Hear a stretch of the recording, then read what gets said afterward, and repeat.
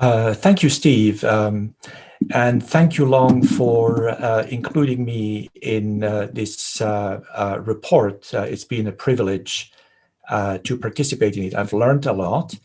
Now, in the interest of time today, I prepared a few slides. So let me share my screen. And what I'd like to do in my 8 minutes, allotted 8 minutes, is not really repeat the excellent summary that Long made, but I would like to add a couple of additional thoughts that I took away from the report and made me think a little further. So before I get to these couple of thoughts, let me just tell you quickly what to me are some of the key takeaways from the report. Just reading off the screen here, what we learned from the report is just how the digital economy and big data have dramatically brought down informational barriers to trade. It's always mind-boggling to come back to the basic data on that, see how much digital economy has changed things. And it's both reports really make a strong case that's never been easier to provide service based on shared information, that information sharing is at the heart of the digital economy. In the second report, we had a really excellent analysis of the privacy paradox, the value of data integrity, and especially I thought the big data exercise based on Alipay was incredibly insightful.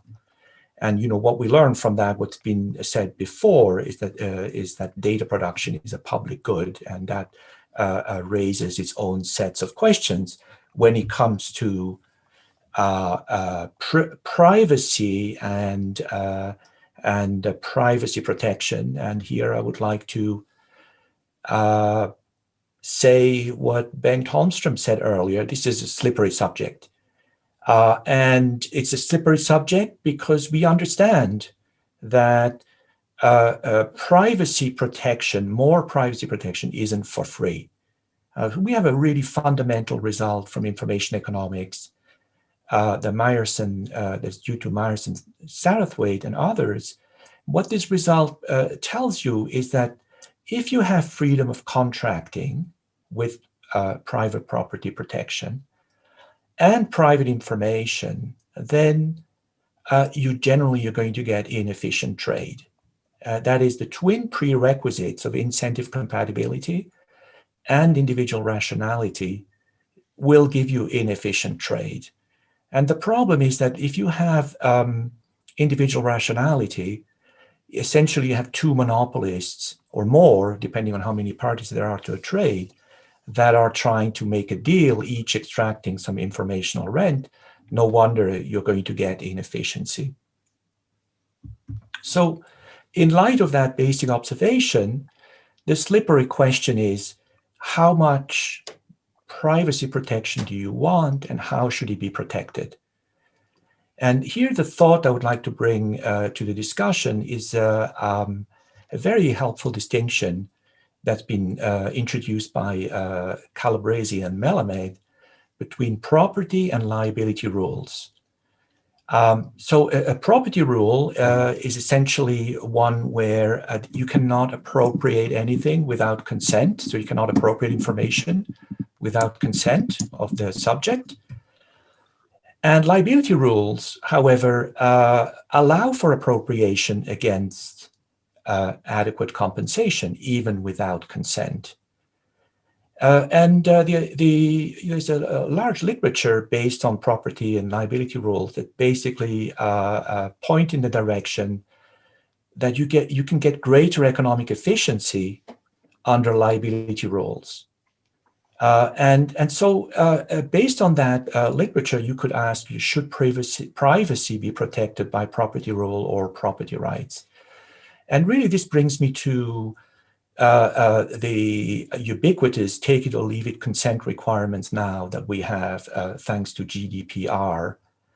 Is this the approach, the right approach to protecting privacy? And we've already heard about the privacy paradox, the free rider problem, and so on. And so we know there are problems with these consent requirements, but I would like to argue that there are more than problems that have already been made out in the discussion today and in the reports.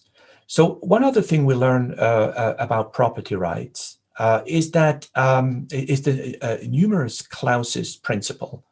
So basically, you cannot have a property right on just anything.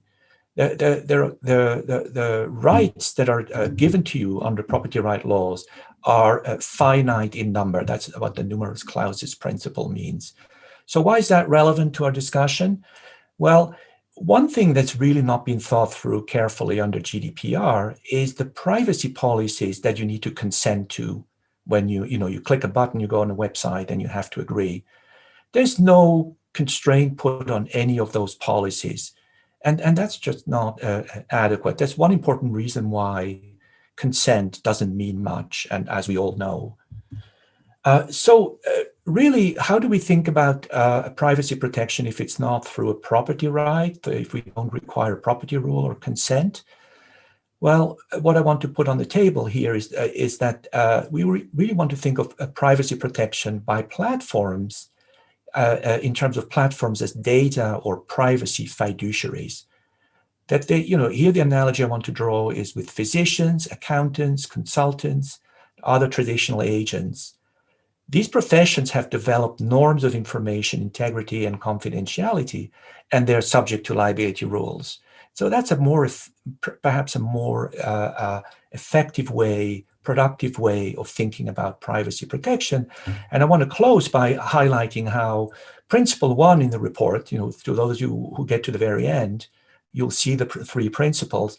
Principle one, I think it makes a case for such an approach, and let me read it to you.